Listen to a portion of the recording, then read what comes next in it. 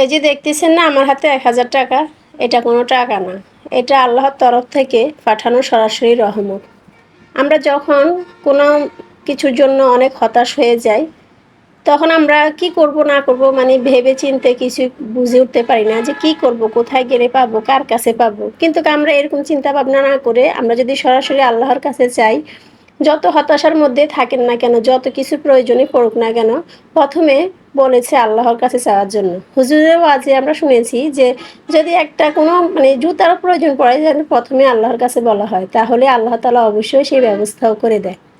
তো এই যে ১,০০০ টাকা, এই টাকাটা আসলে হঠাৎ করে এমনভাবে পাওয়া যে মানে আমার এত প্রয়োজন ছিল যে আমি কি বলবো, কার কাছে যাব, কোথায় যাব, কি করব, কিছুই পেয়ে উঠতে পারছিলাম না। শুধু আল্লাহর কাছে বলছিলাম। আমার হাজব্যান্ডের কাছেও কোনো মানে টাকা নেই, উনিও ব্যবস্থা করতে পারছেন না। যেহেতু এখনও কারো বেতন হয়নি যে কারো কাছ থেকে ধার নিয়ে নিবে, তারও কোনো উপায় নেই। শুধু আল্লাহ আল্লাহ করছিলাম যে আল্লাহ আপনি একটা ব্যবস্থা করে দেন, আল্লাহ আপনি একটা ব্যবস্থা করে দেন। মানে শুধু আল্লাহকে বলা ছাড়া আর কিছুই করার ছিল না।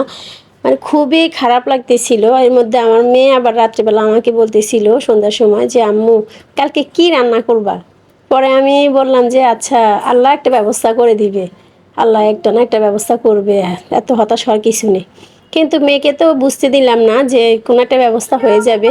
কিন্তু নিজের মনের ভিতরে যে অনেক মানে চিন্তা টেনশনে আছি, সেটা আর মেয়েকে বুঝতে দিইনি। কারণ আমার অবস্থা দেখে আমার মেয়েটাও মানে খুব খারাপ লাগতেছে, ওরও মানে প্রায় কান্নাই করে দিতেছে যে এরকম কেন, এরকম কেন হচ্ছে আমাদের সাথে, কেন এরকম হচ্ছে। তারপর কিছুক্ষণ পর আমার ভাই ফোন দিল রাত্রেবেলা। মানে একদম অনাকাঙ্ক্ষিতভাবে, মানে কীভাবে যে মানে আমার মানে টাকাটা আমার হাতে আসবে, মানে আমি চিন্তাও করতে পারিনি। আসলে আল্লাহ তাআলার কাছে কোনো কিছুর অভাব নেই। আল্লাহ চাইলে মানুষকে যে কোনোভাবে সাহায্য করতে পারে। তো আমার ভাই অনেক দিন পরে ফোন দিছে। মানে ও হচ্ছে কাজের কর্মের ঝামেলার কারণে মানে কয়েকদিন পরে পরে ফোন দেয়, অনেকদিন পরে পরে ফোন দেয়। আর আমি যদি ফোন দিই তাহলে আর কি ধরনের কথা বলে, মানে কথা টথা বলে। আর ও অনেকদিন পরে পরে ফোন দেয়। কিন্তু মানে ওই কালকে রাত্রে ও মানে ফোন দিয়ে বসছে। তারপর কথা বলতেছি এক পর্যায়ে ও খালি জিজ্ঞেস করলো, আপু কি রান্না করছো? তারপর আমি বললাম যে ঘন্ট রান্না করছি আর হচ্ছে ডিম ভুনা করছি। পরে বললো যে ভাইয়ের বেতন টেতন ঠিক মতো দেয়? পরে আমি হ্যাঁ দেয় তো, কিন্তু মানে মাসে 17, 18, 20 এরকম তারিখে দেয় আর কি। পরে ও আর কিছু বললো না, আবার অন্য প্রসঙ্গে কথা বলছিলাম। পরে হঠাৎ করে ও বললো, আপু তোর বিকাশ নাম্বারটা দিস, আমি তোর জন্য 1,000 টাকা পাঠিয়ে দিব, তুই একটু বাজার করে নিস। বিশ্বাস করবেন না, ওই সময় মনে হয় যে আল্লাহর তরফ থেকে আল্লাহ তাআলা আমার জন্য রহমত পাঠিয়ে দিয়েছে। মানে আমি এত মানে কৃতজ্ঞ আমার ভাইয়ের কাছে আর আল্লাহ তাআলার কাছে, যে আল্লাহ তাআলা আসলে মানুষকে বিপদে ফেলে পরীক্ষা করে। যে মানুষ আসলে কি আল্লাহর কাছে চায়, নাকি হতাশ হয়ে যায়, না কি করে। মানে এই জন্য আল্লাহর কাছে কৃতজ্ঞতা প্রকাশ করার মতো কোনো ভাষা আমার নেই। তো আল্লাহ তাআলা আমার ভাইয়ের মাধ্যমে হয়তো আমাকে টাকাটার ব্যবস্থা করে দিয়েছেন। তারপর রাত্রে টাকাটা তুলে নিয়ে আসি, কারণ সকালে মেয়ের প্র্যাকটিক্যাল পরীক্ষা, প্র্যাকটিক্যাল খাতা কিনতে হবে। তারপরে হচ্ছে ও যাতায়াত ভাড়া, যেহেতু কলেজে যাবে, যাতায়াত ভাড়া আছে। তারপর মানে দুপুরে যে রান্না করব তার কোনো কিছু নেই, সকালে রান্না করব।